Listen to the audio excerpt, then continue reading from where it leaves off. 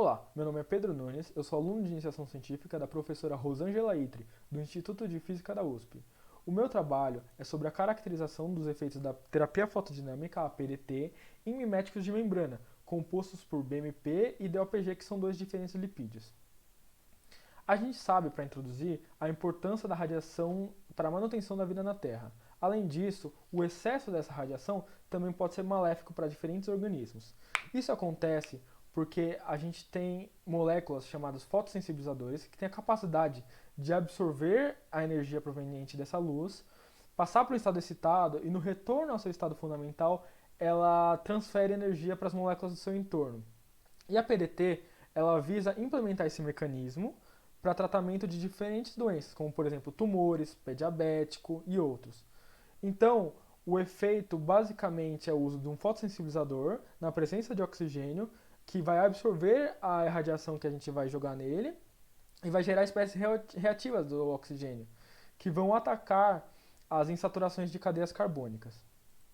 Para isso, a gente vai usar um sistema de GUVs, que são Giant Unilamellar Vesicles, que mimetizam membranas de moléculas.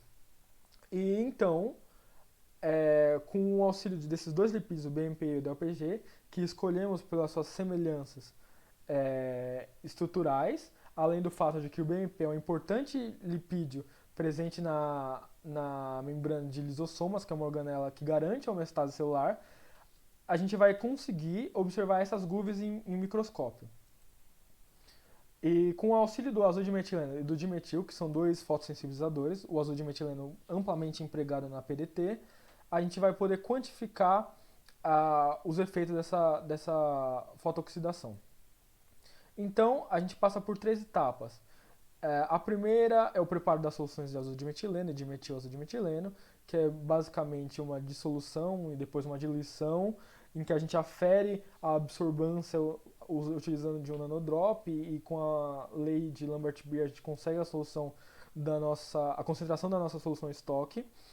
Além disso, o preparo das GUVs de BMP e DLPG pelo método do gel, que consiste em pegar uma lâmina, secar um gel de PVA, em seguida passar a solução de BMP e de DLPG nessa lâmina e com um separador de Teflon colocar uma outra lâmina e preencher com açúcar sacarose a 0,2 molar, voltando ele para a estufa ao longo de 1 hora e 30 minutos na temperatura de 55 graus.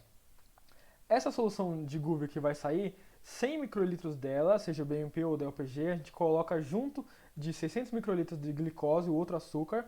A diferença da massa desses dois açúcares e da sua densidade vai dar o contraste que a gente vai ver no microscópio. E, além disso, a gente vai colocar um volume do fotossensibilizador que vai ser irradiado. E aí, com isso, a gente sela com uma graxa e leva ao microscópio. Lá, então, a gente vai, durante 20 minutos, observá-los, gravá-los e irradiá-los no comprimento de onda de 655 nanômetros, que é o comprimento do vermelho. Aqui a gente pode ver imagens que representam as GUVs, a diferença de contraste, e essa GUV de DLPG na presença de azul de metileno ao longo de 20 minutos. Então, a gente pode observar que quando a fotooxidação ocorre, os líquidos internos e externos vão se misturar e esse contraste ele vai decair e a GUV vai começar a ficar transparente. E para essa GUV, no caso, acontece por volta de 850 segundos.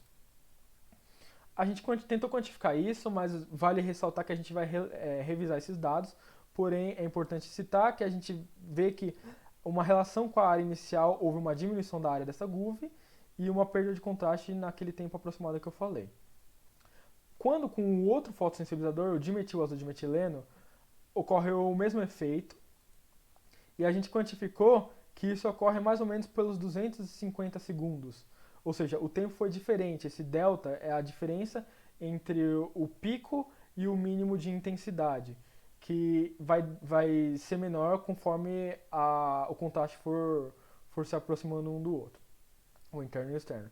Aí quando a gente trata com outro lipídio BMP, com o azul de metileno, isso é menos visível, porém o que acontece é que a GUV ela vai se romper. Isso pelo tempo 1100 segundos.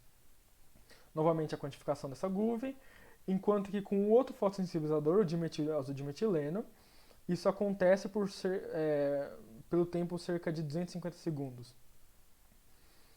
Então, as conclusões que a gente está tirando dessa quantificação e dessas imagens é que os efeitos às vezes acontecem muito mais rápido com o dimetilazodimetileno, que é o isômero que possui duas metilas.